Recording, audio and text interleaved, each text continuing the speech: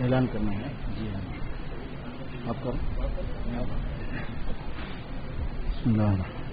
محمد عبد القدوس نام کے کوئی صاحب ہیں, ان کے گھر سے فون آیا تھا, سنا کہ وہ گھر جائیں, لوگ ان کا گھر والے ان کا انتظار کر رہے ہیں. محمد عبد القدوس.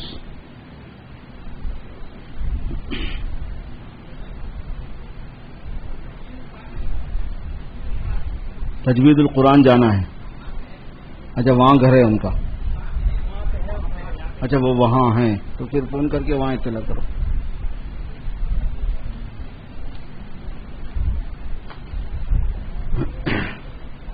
ساتویں پارے کے شروع میں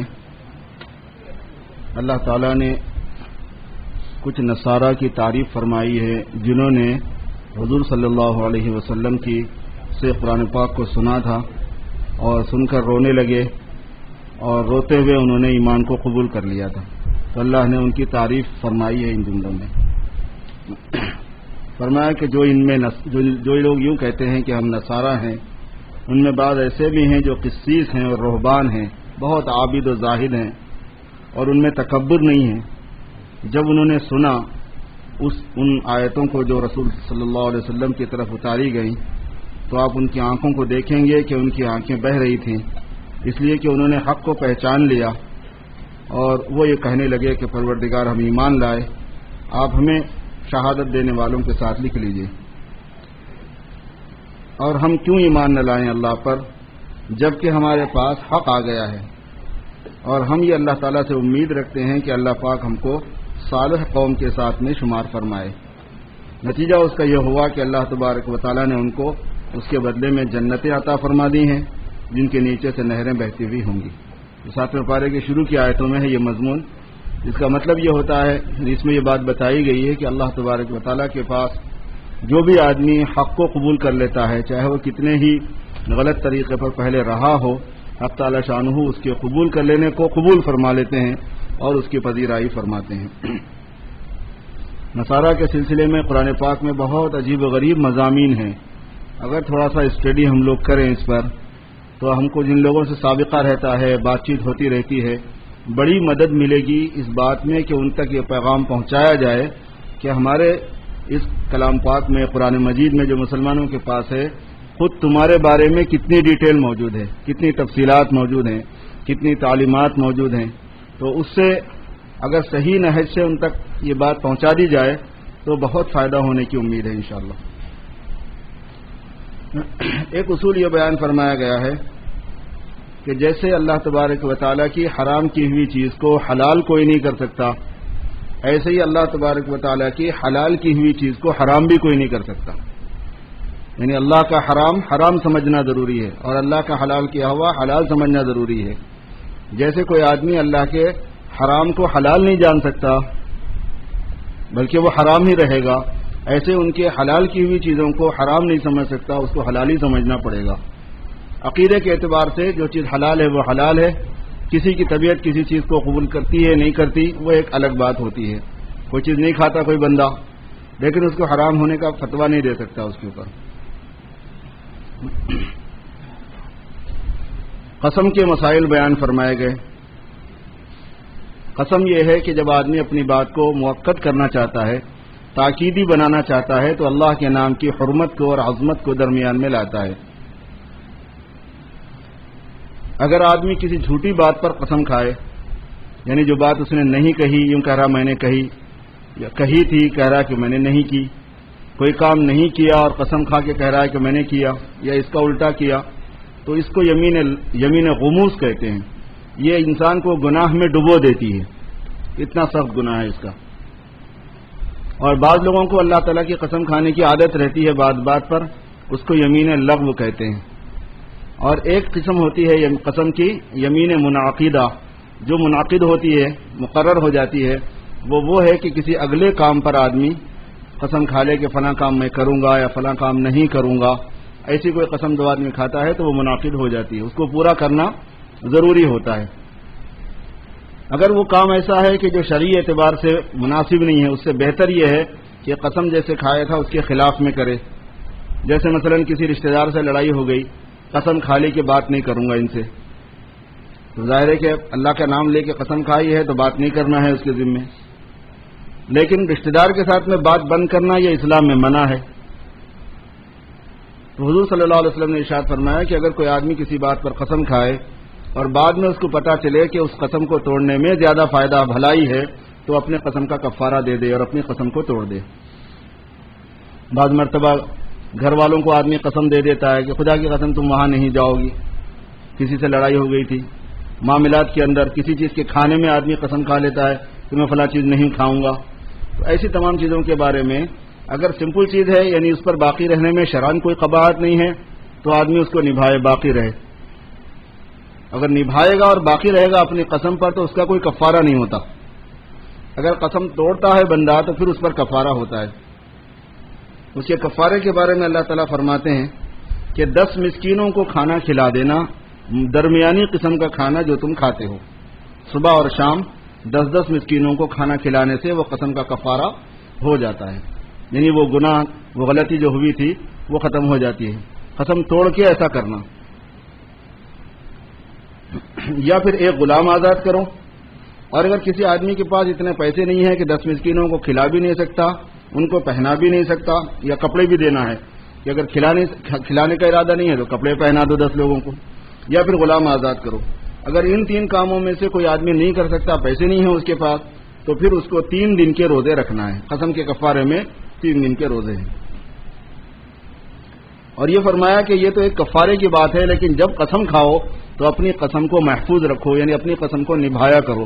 قسم ایسی چیز پہ کھاؤ نہیں جس پہ جمنا نہیں ہے آپ کو, اور جس چیز پر جم سکتے ہو اسی پر قسم کھایا کرو.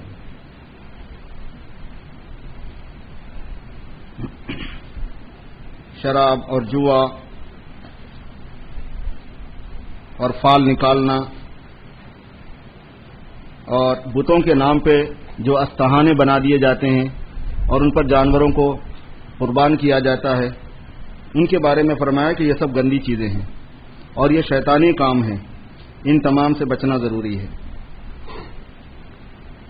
شیطان یہ چاہتا ہے کہ تمہارے درمیان میں دشمنی اور بغضا ڈال دے, یعنی عداوت پیدا کر دے شراب کے ذریعے سے اور جوئے کے ذریعے سے. اور دوسرا مقصد اس کا یہ ہوتا ہے کہ وہ تم کو اللہ کے ذکر سے غافل کرے, اور اس کا یہ بھی منشا ہوتا ہے کہ وہ تم کو نماز سے غافل کرے. تو نماز سے غافل کرنے, اللہ کے ذکر سے غافل کرنے اور آپس میں لڑانے, یہ 3 کاموں کے مقصد سے ان 3 کاموں کے لیے ان 3 کاموں میں شیطان یوز کرتا ہے شراب کو اور جوئے کے نظام کو. حج کے سلسلے میں کچھ احکام ہیں شکار کرنے نہیں کرنے کے, وہ بیان فرمائے گئے ہیں. خلاصہ اس کا یہ ہوتا ہے کہ حالت احرام میں سمندر کا جو شکار ہوتا ہے, سی فوڈ, وہ جائز ہے. خشکی کا شکار جو ہے حالت احرام میں جائز نہیں ہوتا.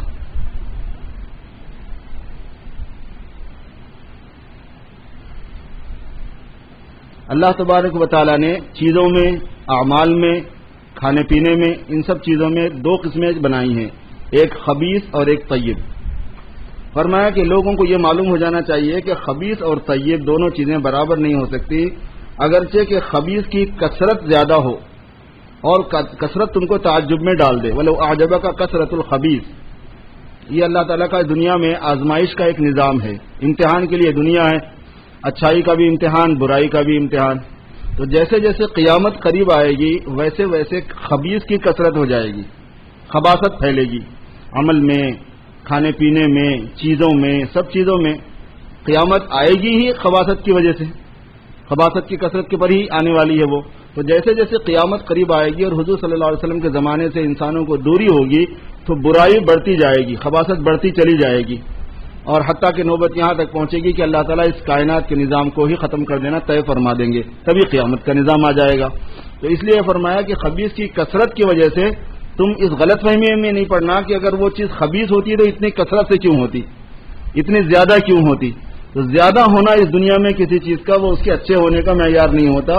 اچھے اور غلط اور خراب ہونے کا معیار اللہ کی شریعت ہے, دین ہے, دلائل ہیں. قرآن اور حدیث سے جو چیز ثابت ہوگی وہ صحیح ہوگی, قرآن اور حدیث سے جو چیز ثابت نہیں ہوگی وہ غلط ہوگی, چاہے پوری دنیا اس کو اختیار کر رہی ہو. جو چیز غلط ہے وہ غلط ہے, اور نتیجہ اچھا جو نکلنے والا ہے وہ اچھائی پر نکلنے والا ہے. تو اس لیے فرما دیا گیا کہ یہاں پر اس دنیا میں خبیث کی کثرت کی وجہ سے تم الجھاؤ میں نہیں پڑنا، رہنا طیب پر. فرمایا لا یستوی الخبیث والطیب ولو اعجبک کثرت الخبیث فاتقوا اللہ یا اولی الالباب.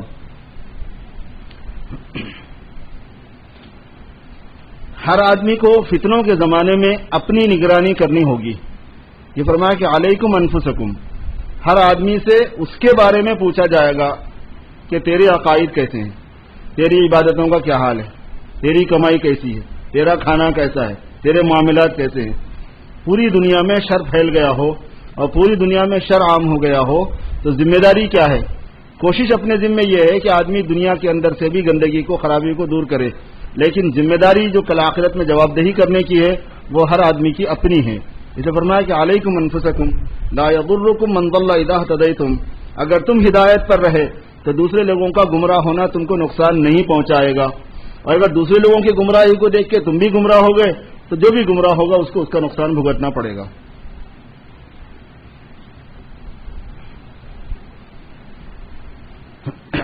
قیامت میں اللہ تبارک و تعالی سارے پیغمبروں کو جمع فرمائیں گے، آدم علیہ السلام سے لے کے سرکار دو عالم حضرت محمد الرسول اللہ صلی اللہ علیہ وسلم تک جتنے پیغمبر آئے سب کو جمع فرمائیں گے اللہ تعالیٰ پہلے پیغمبروں کو، اور اس کے بعد میں پوچھیں گے کہ ماذا اجبتم، کیا جواب دیا گیا تمہیں کیا رسپانس ملا جب تم نے ہماری دعوت پیش کی، توحید پیش کی، تبلیغ کی، اسلام پیش کیا تو تمہیں کیا جواب ملا؟ ماذا اجبتم، سب یہ کہیں گے کہ انک انت علام الغیوب. جواب کیا ملا آپ کو خوب معلوم ہے کہ ہمیں کیا جواب ملا. بے شک آپ غیب کے جاننے والے ہیں. سارے پیغمبر کہیں گے کہ لا علم لنا الا ما علمتنا انک انت علام الغیوب. پھر اللہ تبارک و تعالی خاص طور پر عیسیٰ علیہ الصلوۃ والسلام کو حاضر کریں گے، بلوایا جائے گا اور ان سے سوال جواب کیے جانے والے ہیں. اس میں اللہ تبارک و تعالی پہلے عیسیٰ علیہ السلام پر جو اپنی نعمتیں ہیں وہ بیان فرمائیں گے کہ اے عیسیٰ ابن مریم تم میری نعمتوں کو یاد کرو، تم پر بھی میں نے کی، تمہاری ماں پر بھی کی، اور جبرائیل کے ساتھ میں تم کو طاقت دی. حضرت جبرائیل علیہ السلام حضرت عیسیٰ علیہ السلام کے ساتھ رہتے تھے ہمیشہ، جیسے حضور صلی اللہ علیہ وسلم کے ساتھ بھی رہتے تھے، اور تم کو یہ خصوصیت دی کہ تم گہوارے میں بات کرتے تھے. بچپن میں عیسیٰ علیہ السلام پیدا ہوتے ہی بات کرنا شروع کر دیا، ان کو ٹائم نہیں بات کرنے کے واسطے، جیسے بچوں کو سال 1.5 سال کا وقت ہوتا ہے، حضرت عیسیٰ علیہ السلام کے لیے ویسا وقت نہیں تھا. بس پیدا ہوئے اور انہوں نے بات کرنی شروع کر دی، نہ صرف بات کرنی شروع کی بلکہ پوری تقریر کر دی، اور سورہ مریم میں ان کی پوری تقریر مذکور ہے. وجہ اس کی یہ ہوئی تھی کہ جب عیسیٰ علیہ السلام کو لے کر آئیں ان کی امی، تو شادی تو ہوئی نہیں تھی ان کی امی کی، تو اس وقت کے جو لوگ تھے وہ عیسیٰ علیہ السلام کی امی پر الزام لگانے لگے، بہتان لگانے لگے، تم تو نیک خاندان کے ہو، تم تو نیک عورت ہو، تم نے یہ کہاں سے حرکت کر دی، تم نے سب کو کالک لگا دی، پورے خاندان کو تم نے بٹا لگا دیا، ایسی باتیں کرنے لگے لوگ. تو اللہ تعالیٰ نے فرما دیا تھا کہ جب لوگ بولیں گے تمہارے خلاف میں تو تم کچھ مت بولنا، تم خاموش رہ جانا، اور ہم بچے سے بلوانے والے ہیں. تو حضرت مریم رضی اللہ تعالیٰ عنہا جو ہیں ہر قسم کے تہمات، الزام وغیرہ پر بالکل خاموش تھیں، اور یہ فرما دیا کہ میں تو روزے سے ہوں. اس زمانے میں جیسے روزہ کھانے پینے کا ہوتا تھا ایسے روزہ بات کا بھی ہوتا تھا. روزے سے ہوں کا مطلب ہے کہ ہمیں بات نہیں کرنا ہے، مجھے اشارہ کر دیا انہوں نے، اور بچے کی طرف اشارہ کر دیا کہ اپنی ڈیفینس میں بچہ خود ہی بولنے والا ہے. تو عیسیٰ علیہ السلام جو ہے حضرت مریم کی گود میں سے ہی تقریر شروع فرما دیے، انی عبداللہ آتانی الکتاب وجعلنی نبیا وجعلنی مبارکا اینما کنت واوصانی بالصلاۃ والزکاۃ ما دمت حیا وبرا بوالدتی ولم یجعلنی جبارا شقیا والسلام علی یوم ولدت ویوم اموت ویوم ابعث حیا ذلک عیسی ابن مریم. یہ عیسیٰ علیہ السلام کا پورا بیان جو اس موقع پر بچپن میں انہوں نے کیا تھا، بالکل جیسے نو مولود تھے، ابھی پیدا ہوئے تھے، اس کو اللہ نے قرآن پاک میں نقل فرمایا ہے. یہ فرمایا کہ میں اللہ کا بندہ ہوں. سب سے پہلے جو انہوں نے جملہ کہا وہ یہ کہ میں خدا کا بیٹا نہیں ہوں بلکہ میں اللہ کا بندہ ہوں، اور اللہ نے مجھے کتاب دی ہے کہ مجھ پر کتاب اترے گی، اور اللہ نے مجھے نبی بنایا ہے. اسی وقت انہوں نے سنا دیا بچپن میں ہی وجعلنی نبیا، اور اللہ نے مجھے برکت والا بنایا ہے، جہاں میں رہوں گا برکت رہے گی. اور اللہ تبارک و تعالیٰ نے مجھے وصیت فرمائی ہے نماز کی اور زکوٰۃ کی، اور اللہ نے مجھے خاص طور پر وصیت فرمائی ہے اپنی ماں کے ساتھ اچھا سلوک کرنے کی. اور اللہ تعالیٰ نے مجھے جبار اور شقی بدبخت نہیں بنایا ہے، اور اللہ نے مجھ پر سلامتی رکھی ہے. جس دن میں پیدا ہوا ہوں اس دن بھی مجھ پر سلامتی ہے، جس دن میں وفات پاؤں گا اس دن بھی مجھ پر سلامتی ہوگی، اور جس دن میں اٹھایا جاؤں گا اس دن بھی مجھ پر سلامتی ہوگی. یہ پوری بات عیسیٰ علیہ السلام نے بیان فرمائی. تو اس کو اللہ تعالیٰ یہاں گنوا رہے ہیں کہ اللہ نے تم کو یہ بھی نعمت دی کہ تم بچپن میں ہی بات کرتے تھے اور کہولت میں بھی تم بات کرو گے. جب بوڑھے ہو جاؤ گے 40 سال کے اوپر ہو جاؤ گے تو بھی تم بات کرو گے. اس سے علماء نے ایک بات ارشاد فرمائی ہے کہ عیسیٰ علیہ السلام کا آنا ضروری ہے، چونکہ آئیں گے تو ہی کہولت میں بات کریں گے. کیونکہ جب وہ اس دنیا سے اٹھے ہیں تو کہولت ہوئی نہیں تھی ان کی، ابھی جوانی ہی تھی. 33 کے تھے، 33 سال کی عمر میں حضرت عیسیٰ علیہ السلام کو اللہ پاک نے اوپر اٹھا لیا. مشہور یہی ہے کتابوں میں، واللہ عالم. اس کے بعد جب آئیں گے تب یہاں آنے کے بعد میں جتنا وقت ان کو رہنا ہے وہ وقت ان کی کہولت کا ہوگا. 40 سے جب اوپر ہوں گے، کیونکہ 40 سے جو آدمی اوپر جاتا ہے عمر میں تو اس کو کہولت کہتے ہیں عربی میں. اس وقت بھی آپ بات کرنے والے ہیں.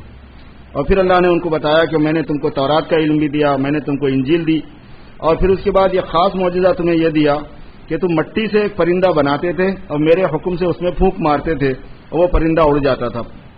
اور تم اکمہ اور ابرص کو، مبروس کو اور جزامی کو اچھا کر دیتے تھے میرے حکم سے، اور میرے حکم سے تم مردوں کو زندہ کر دیتے تھے. حضرت عیسیٰ علیہ السلام کے معجزات میں سے ایک یہ بھی ہے کہ کسی بھی قبر پہ جا کے یوں کہتے کہ قم باذن اللہ، اللہ کے حکم سے اٹھ جا، تو قبر پھٹتی اور اس کے اندر سے مردہ باہر آ جاتا تھا. مشہور واقعہ ہے ان کا. ایک قبر پہ گئے، ان کو خود ہی نہیں معلوم تھا کہ کس کی قبر ہے، اندازہ نہیں تھا، بس جا کے کہہ دیا قم باذن اللہ. وہ اٹھے سر جھاڑتے ہوئے، کہنے لگے قیامت آ گئی کیا؟ تو کہنے لگے نہیں، قیامت تو نہیں آئی، بس میں اللہ کا نبی عیسیٰ ہوں اور مجھے اللہ نے یہ معجزہ دیا ہے. تو اتفاق کی بات وہ نوح علیہ السلام کے بیٹے تھے، اور وہ بزرگ تھے، بہت نیک تھے. ایک بیٹا تو ان کا ایمان نہیں لایا، وہ برباد ہوا، بقیہ تو سب ان پر ایمان لائے تھے. تو وہ خاص سے ظاہر ہے کہ 4 ہی بیٹے ہیں نوح علیہ السلام کے جن کی پوری اولاد اس وقت دنیا میں ہے. اسی لیے ان کو آدم ثانی کہتے ہیں کہ نوح علیہ السلام سے پہلے جتنے لوگ تھے سب مر گئے، اور نوح علیہ السلام کے زمانے میں دوسرے جتنے مسلمان تھے وہ بھی وفات پا گئے، ان کی نسلیں بھی نہیں چلی. پوری دنیا میں اس وقت سب جو ہے نا نوح علیہ السلام کے 4 بیٹوں کی اولاد ہے، پوری دنیا میں جتنے انسان ہیں. تو ان میں سے ایک وہ تھے، وہ 4 بیٹے جن سے سارے انسان چلے ہیں، ان میں سے ایک تھے حضرت یافس غالباً تھے. تو ان کی قبر پہ جا کے کہا قم باذن اللہ، اٹھ جا. وہ اٹھے، کہنے لگے کیا ہوا بھائی، قیامت آ گئی کیا؟ کہنے لگے نہیں قیامت نہیں آئی، آپ سو جاؤ آرام سے. اس سے یہ معلوم ہوتا ہے کہ قبر کا جو نظام ہے برزخ کا وہ کتنا آباد ہے. ایسا نہیں ہے کہ وہاں قصے کہانیاں ختم ہو گئی، سب قصے پاری نہ ہو گئے. جو اس دنیا سے گیا ہوا ہے وہ وہاں بزی ہے، وہ وہاں کام میں ہے، برا ہو یا بھلا ہو.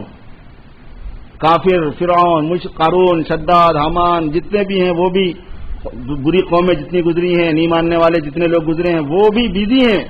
یہاں اس دنیا سے جانے کے بعد فنش نہیں ہو گئے کوئی بھی، اور جو نیک لوگ ہیں وہ بھی ختم نہیں ہوئے.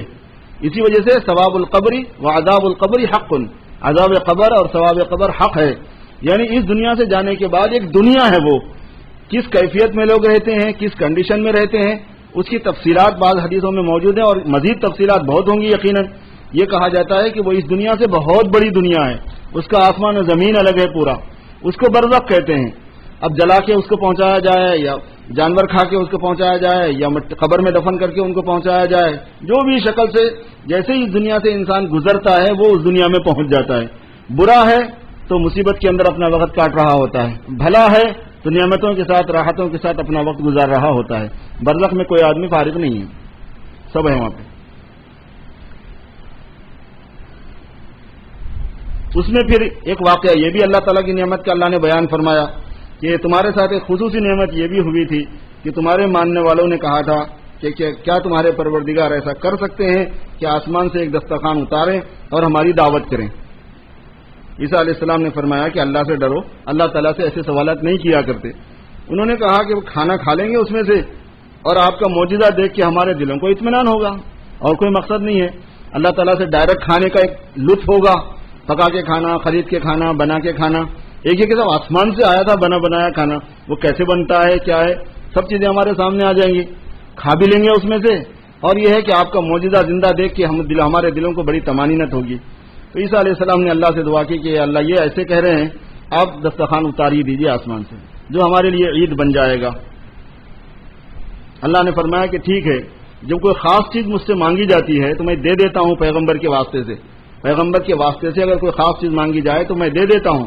لیکن وہ خاص نشانی ایسی ہے کہ اس میں ناشکری پھر برداشت نہیں کی جاتی، اور اس میں اللہ تعالیٰ کی نافرمانی کو پھر برداشت نہیں کیا جاتا۔ اگر اس میں ان لوگوں نے کسی قسم کی نافرمانی کی تو میں بہت سخت سزا دوں گا۔ چنانچہ یہ ہوا، اللہ نے آسمان سے اتار دیا دسترخوان پورا کھانے پینے کا سامان، اور یہ فرما دیا گیا تھا کہ جتنے لوگ موجود ہیں عیسیٰ علیہ السلام کے حواری، وہ جتنا کھا سکتے ہیں وہ کھا لیں اور بقیہ کو چھوڑ دیں، اٹھا کے نہ رکھیں، اگر اٹھا کے رکھو گے تو سزا ملے گی۔ وہ اتنا مزے کا تھا، وہ آسمان سے آیا ہوا تھا، کون چھوڑنے والا تھا، وہ سب لوگوں نے جمع کر لیا۔ ظاہر ہے کہ وہاں سے جو آیا تھا تھوڑا تھوڑا تو تھا نہیں وہ کہ ختم ہو جاتا، وہ بہت زیادہ مقدار میں آیا تھا، تو جتنے ان کے حواری تھے وہ کھائے، اور کھا کے انہوں نے سب اٹھا کے رکھ لیا۔ پہلے زمانے میں فریج نہیں تھے، مگر فریج میں رکھنے کی عادت ان کو پہلے سے ہے، تو سارا انہوں نے اٹھا کے رکھا۔ اللہ تبارک و تعالیٰ نے بہت سخت سزا دی اور سب کو عذاب میں گرفتار کر لیا جو اس کا ارتکاب کیے تھے۔ اس سورت کا نام سورہ مائدہ اسی لیے ہے کہ یہ واقعہ اس کے اندر بیان کیا گیا۔ مائدہ دسترخوان کو کہتے ہیں عربی میں۔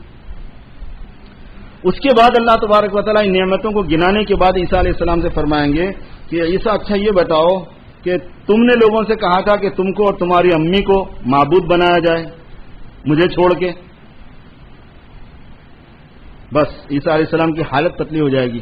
حدیثوں میں آتا ہے کہ ان کے رونگٹوں سے خون نکلنے لگے گا، کیونکہ وہ ایک دبدبہ اور جلال کا وقت ہے، وہ میدان حشر کا، اور اللہ پاک پوچھیں گے کہ مجھے چھوڑ کر کیا تم نے کہا تھا کہ تمہیں معبود بنایا جائے، تمہاری اماں کو معبود بنایا جائے؟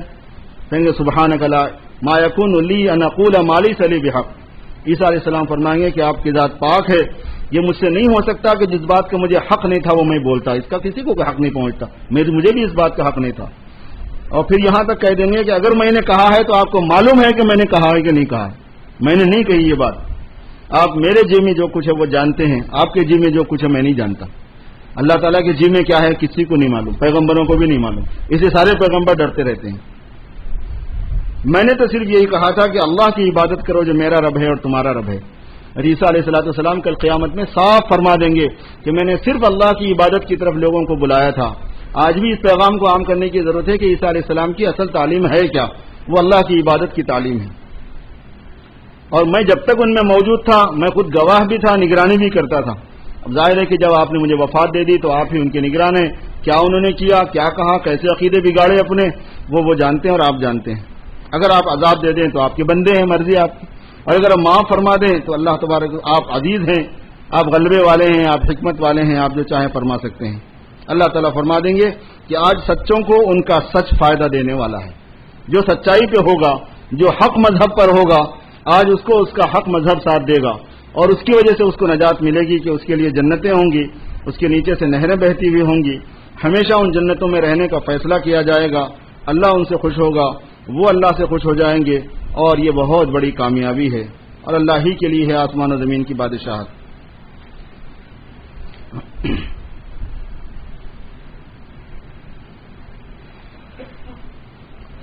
دنیا میں جتنے لوگ زندگی گزارتے ہیں ان کو چاہیے کہ وہ اپنے پہلے لوگوں سے سبق حاصل کریں۔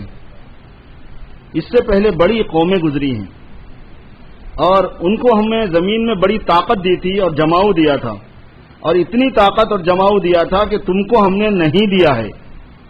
اب یہ اللہ ہی کو معلوم ہے کہ جو قومیں گزری ہیں وہ کیسے کیسے پاور کی گزری ہیں اور کیا کیا انہوں نے ترقیات کی تھیں، کیسی کیسی سہولتیں ان کے پاس میں تھیں، اللہ ہی کو معلوم ہے۔ چونکہ زمانہ گزر گیا، مرور دہر کی وجہ سے سب انقلابات ایسے آئے کہ پتہ ہی نہیں چلا کہ کیسے کیسے حالات آئے۔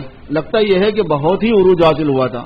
آپ اندازہ فرما لیجئے کہ خود سلیمان علیہ السلام کو جو اللہ نے حکومت عطا فرمائی تھی، اس میں جنات پورے مسخر تھے، ان کے شیاطین پورے مسخر تھے، ان کے پرندوں کی بولیاں وہ جانتے تھے، پرندے ان کی مختلف قسم کے پرندے ان کے دربار میں موجود ہوتے تھے مختلف ڈیوٹیاں انجام دینے کے واسطے۔ ہوائیں ان کے لیے مسخر تھیں، ہوا کے دوش پر جاتے تھے، اپنے پورے لشکر کے ساتھ جاتے تھے۔ آخر ترقی کی شکلیں تھی ہوں گی نہ کچھ ایسی، پتہ نہیں کیا، یعنی ایک معجزے کے طور پر بھی وہ چیز تھی، لیکن جب یہ معجزہ عام تھا اور اس کے اثرات عام تھے تو کیا کچھ نہیں تھا ہوں گا۔ تو خود سلیمان علیہ السلام کی بادشاہت کا جو بیان قرآن پاک میں ہے وہ بتاتا ہے کہ کہاں کہاں تک یہ انسان پہنچے ہوئے تھے۔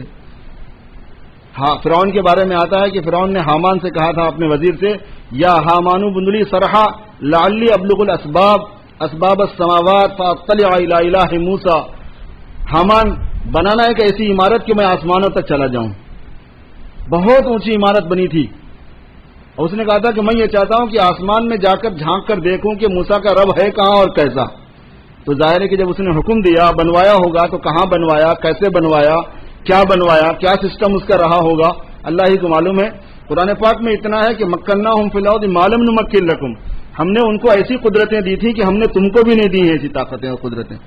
وارسلنا السماء علیہم مدرارا وجعلنا الانہار تجری من تحتہم, مگر اس سب کے باوجود ان کے گناہوں کی کثرت کی وجہ سے ہم نے انہیں برباد کر دیا ہے.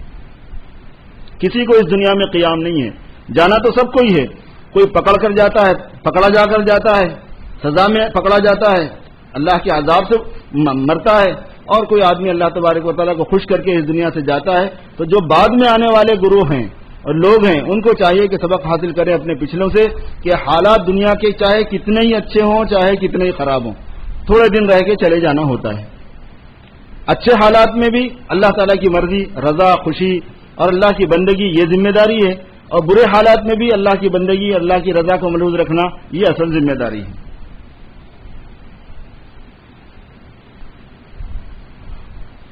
جب پیغمبر اللہ کی کوئی بات سناتے تو پیغمبروں سے یہ مطالبہ ہوتا تھا کہ تمہارے ساتھ فرشتہ کیوں نہیں ہے؟ تم کہتے ہو نا فرشتہ میرے پاس کتاب لایا تو لاؤ وہ فرشتہ دکھاؤ. وہ فرشتے ہی آ کے ہم سے کیوں نہیں بات کرتے کہ آسمان کے فرشتوں کا نظام ہے, پہلے بھی تھا ابھی بھی ہے. فرشتوں کا نظام تو کہیں نہیں جاتا, وہ تو ہے ہی. تو فرشتے کہاں ہیں, وہ سامنے کیوں نہیں آتے, وہ دکھتے کیوں نہیں, وہ ہم سے بات کیوں نہیں کرتے؟ اللہ نے فرمایا کہ اگر ہم فرشتے اتاریں گے تو معاملہ ہی ختم ہو جائے گا, کیونکہ فرشتہ آتا ہے فیصلے کو لے کر, تو وہ تو فیصلہ کرنے کے لیے آئے گا پھر وہ. اور یہ فرمایا کہ اگر ہم فرشتوں کو بھیجتے ہمارا پیغام لوگوں تک پہنچانے کے واسطے تو ان کو آدمی بنا کے بھیجتے, اور جو ذمہ داریاں اور جو تقاضے انسانوں کے ساتھ میں ہیں وہی تقاضے فرشتوں کے ساتھ میں بھی لگا دیتے, تو پھر وہ بھی انسان ہی بن جاتے, تو پھر فائدہ کیا؟ تو اس وجہ سے انسانوں کو ہی اللہ پاک نے استعمال فرمایا اپنی پیغام رسانی کے لیے, اپنی بات سمجھانے کے لیے, انسانوں کو مقصد زندگی بتانے کے لیے. اور یہ فرمایا کہ اس مقصد کے لیے تم چاہو تو زمین میں سفر کرو اور دیکھو کہ تم سے پہلے جھٹلانے والے لوگوں کا انجام کیسے ہوا ہے. دنیا میں مختلف کھنڈرات ہیں, بستیاں ہیں, ویرانے ہیں کہ فلاں جگہ پر فلاں قوم بستی تھی, فلاں جگہ پر فلاں قوم بستی تھی, اور ان کے پاس فلاں پیغمبر آئے تھے, اور صالح علیہ السلام یہاں آئے تھے, ہود علیہ السلام وہاں پہنچے تھے, نوح علیہ السلام وہاں تھے, ابراہیم علیہ السلام, لوط علیہ السلام, سلیمان و داؤد, یحییٰ و زکریا, اور حضرت موسیٰ و حضرت عیسیٰ, اسحاق اور اسماعیل اور یوسف علیہ السلام, جتنے پیغمبر گزرے ہیں ان کی نشانیاں آج تک موجود ہیں. فرمایا کہ تم سفر کر کے عبرت حاصل کرو, یہ دیکھو کہ جھٹلانے والوں کا انجام کیسا ہوا.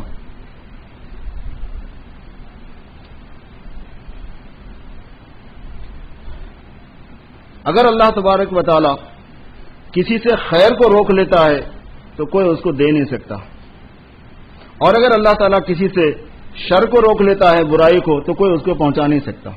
جس کسی کو کوئی برائی پہنچی اس میں اللہ کا حکم ضرور شامل ہوتا ہے, کس حکمت سے ہے, کس مصلحت سے ہے, کیا اس کے حالات ہیں, کیا اس کا سیاق سباق ہے, وہ اللہ کو معلوم ہے. لیکن نقصان اگر اللہ تعالیٰ نے کسی کو پہنچانا طے کیا تو کوئی بھلائی نہیں پہنچا سکتا, اور اگر فائدہ پہنچانا طے کیا تو کوئی نقصان نہیں پہنچا سکتا.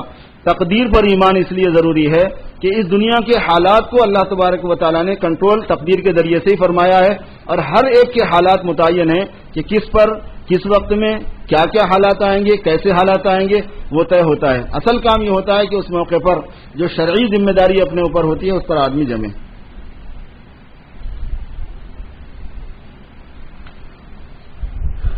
جہنم کے دروازے پر جب لوگ پہنچیں گے تو جو جہنم کے دروازے پر پہنچائے جائیں گے وہ کہیں گے کہ کاش ہمیں واپس کیا جائے, اور اس کے بعد آج ہم کبھی بھی اپنے رب کی آیتوں کو نہیں جھٹلائیں گے اور ایمان والوں میں سے بنیں گے.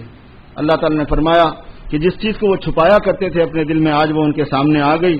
اور یہ میں بتا رہا ہوں کہ اگر ان لوگوں کو دنیا میں واپس کیا جائے گا تو پھر وہی حرکت کرنے لگیں گے جو دنیا میں بھیجنے کے وقت میں کرتے تھے. یہ اصل میں جو یہاں اس دنیا میں اچھائی اور برائی بندہ اختیار کرتا ہے وہ اس بیج کی خصوصیت ہوتی ہے. ہر انسان ایک خصوصیت رکھتا ہے اپنے ساتھ, اس کو صوفیہ کی اصطلاح میں اقتضاءات ذاتی کہتے ہیں. ہر ایک کا ایک اقتضاء ہے کہ یہ کیا کرنے والا ہے, یہ بیج کیسا ہے, اس کی خصوصیتیں کیا ہیں. وہ اللہ تبارک و تعالیٰ اپنے محیط علم کی وجہ سے جانتے ہیں فیوچر کو بھی کہ یہ خصوصیات کا حامل ہے, اس میں یہ چیزیں ہوں گی. ظاہر ہے کہ بندے کو دنیا میں جب چھوڑا جاتا ہے تو وہ وہی کرتا ہے. اس لیے اللہ فرما رہے ہیں کہ وَلَوْ رُدُّوا لَعَادُوا لِمَا نُهُوا عَنْهُ، جو جہنم کے دروازے پہ کھڑے ہوں گے وہاں یہ کہہ رہے ہوں گے کہ ہمیں واپس کرو، آئندہ ہم سے آپ ایسی حرکت نہیں پائیں گے، اور اگر ہم دنیا میں ان کو بھیجیں گے پھر وہ وہی کرنے والے ہیں جو انہوں نے دنیا میں کیا تھا۔ لوگ یہ کہتے ہیں کہ یہ دنیاوی زندگی ہے، جو کچھ بھی ہے، اور ہمیں اس کے بعد اٹھایا نہیں جائے گا، اور یہ بالکل غلط بات ہے۔ جب دروازے پہ کھڑے ہوں گے جہنم کے تو پتہ چل جائے گا۔ وَلَوْ تَرَىٰ إِذْ وُقِفُوا عَلَىٰ رَبِّهِمْ، جب وہ اپنے پروردگار کے سامنے کھڑے کر دیے جائیں گے سارے، تب اللہ تعالیٰ فرمائیں گے کہ أَلَيْسَ هَٰذَا بِالْحَقِّ، کیا یہ صحیح نہیں ہے؟ اسی کی تو بات کہی جاتی تھی، یہی تو بات تمہیں بتائی جاتی تھی۔ أَلَيْسَ هَٰذَا بِالْحَقِّ قَالُوا بَلَىٰ وَرَبِّنَا، سارے کہیں گے کہ پروردگار کیوں نہیں، یہ بالکل صحیح ہے۔ اللہ فرمائیں گے کہ فَذُوقُوا الْعَذَابَ بِمَا كُنتُمْ تَكْفُرُونَ، لہذا اب تم اپنے عذاب کو چکھو، کیوں؟ تمہارے کفر کرنے کی وجہ سے۔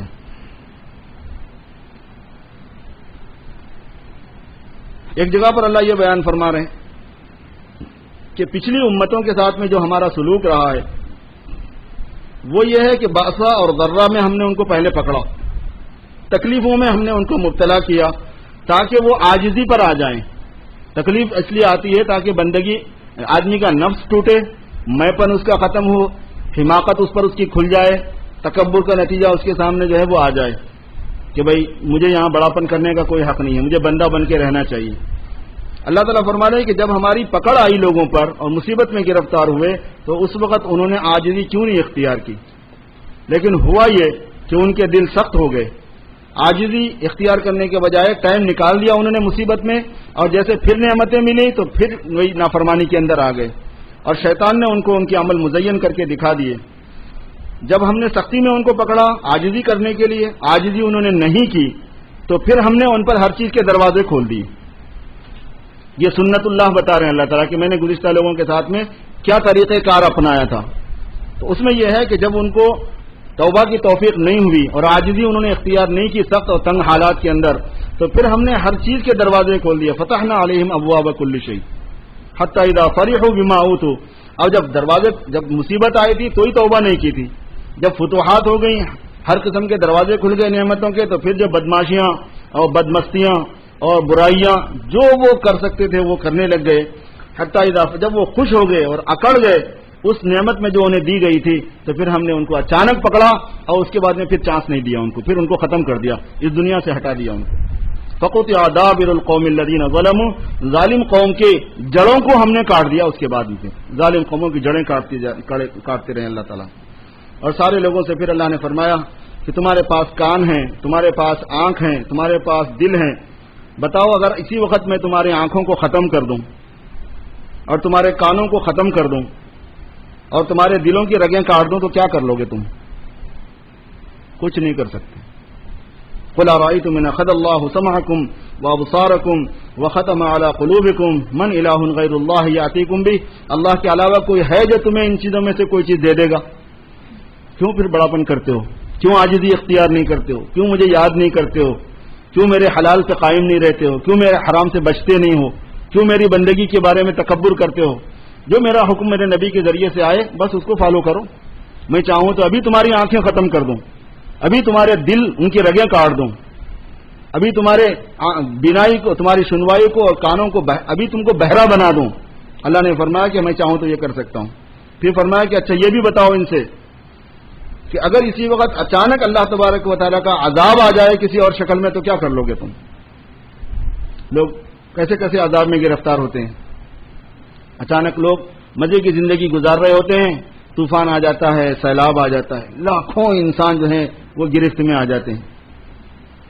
آج کل چل رہا نا انڈیا کے اندر جو سیلاب آیا ہوا ہے، 3 ملین آدمی سیلاب کے اندر گھرا ہوا ہے، سیلاب سے متاثر ہے۔ ان کو گمان بھی تھا کسی کو کہ بھائی آج ایسا ہو جانے والا ہے، ابھی ادھر آ گیا نیو آرلینز کی طرف، 1 ملین آدمی کو جو ہے وہاں سے نکالنا پڑا۔ 5 ملین آدمی اس طرح سے ٹائم گزار رہے ہیں کہ ان کو روشنی نہیں ہے، لائٹ نہیں ہے وہاں پہ۔ 5 ملین آدمی، یہاں کے آدمی کو بغیر لائٹ کے جینا کتنا مشکل ہوتا ہے آپ کو پتا ہے، مگر ہے ہی نہیں۔ اب کب آئے گا اس کا نظام، کب بحال ہوگا اللہ ہی کو معلوم ہے۔ بیٹھے ہوئے ہوتے ہیں لوگ، اچانک زلزلہ آ جاتا ہے، ہزاروں نہیں لاکھوں لقمہ اجل سیکنڈوں میں ہو جاتے ہیں۔ اس واسطے کہ زلزلہ تو ایسی طاقت کا مظاہرہ ہے کہ آج تک کسی کے قابو میں وہ نہیں آتا سوائے اللہ والوں کے۔ چونکہ بزرگوں کے ساتھ ایسا ہوا ہے. حضرت عمر رضی اللہ تعالیٰ عنہ نے ایک مرتبہ زلزلے کو روک دیا تھا اپنی کرامت سے. وہ اللہ ہی کے حکم سے کرتے ہیں، وہ اللہ کے بندے، اللہ ہی کا حکم اس میں ہوتا ہے، اللہ ہی کا وہ فعل ہوتا ہے، لیکن وہ بزرگ کو ذریعہ بنا دیتے ہیں اللہ تبارک و تعالیٰ. لیکن دنیاوی مادی اعتبار سے زلزلہ کسی کے قابو کی چیز نہیں ہے. اور زمین جب گھڑگھڑاہٹ کے ساتھ ہلنے لگتی ہے اور پھٹ جاتی ہے تو کیا بڑے شہر، کیا چھوٹے شہر، مضبوط عمارت، کمزور عمارت، اچھا آدمی، غریب آدمی، مالدار آدمی، سب زمین میں اچانک اتر جاتے ہیں. کہیں کا نہیں رہتا آدمی. 1-1 لاکھ آدمی، 1.5 لاکھ آدمی لقمہ اجل ہو جاتے ہیں. فرمایا کہ لوگوں کو یہ بتاؤ کہ اگر تمہارے پاس اللہ کا عذاب اچانک آ جائے، اللہ کا عذاب علانیہ آ جائے، چھپ کر آ جائے، جو لوگ دوپہر میں آرام کر رہے ہوں جب آ جائے، رات میں آرام کر رہے ہوں جب آ جائے، کیا کر لیں گے یہ لوگ؟ تو کیوں مجھ سے تکبر کرتے ہیں؟ اللہ تعالیٰ یہ فرمانا چاہ رہے ہیں کہ مجھ سے تکبر کی کیا وجہ ہے؟ بڑاپن کیوں کیا جاتا ہے میرے سامنے؟ میں خالق ہوں، میں مالک ہوں، میں رب ہوں، جو چاہے فیصلہ کر دوں. تو بندوں کو یہ سمجھا، حضور پاک صلی اللہ علیہ وسلم یہی بتاتے تھے کہ اللہ کی قدرت مان لو اور اللہ کی عظمت کو مان لو، اللہ کی عظمت کے سامنے سرنڈر ہو جاؤ.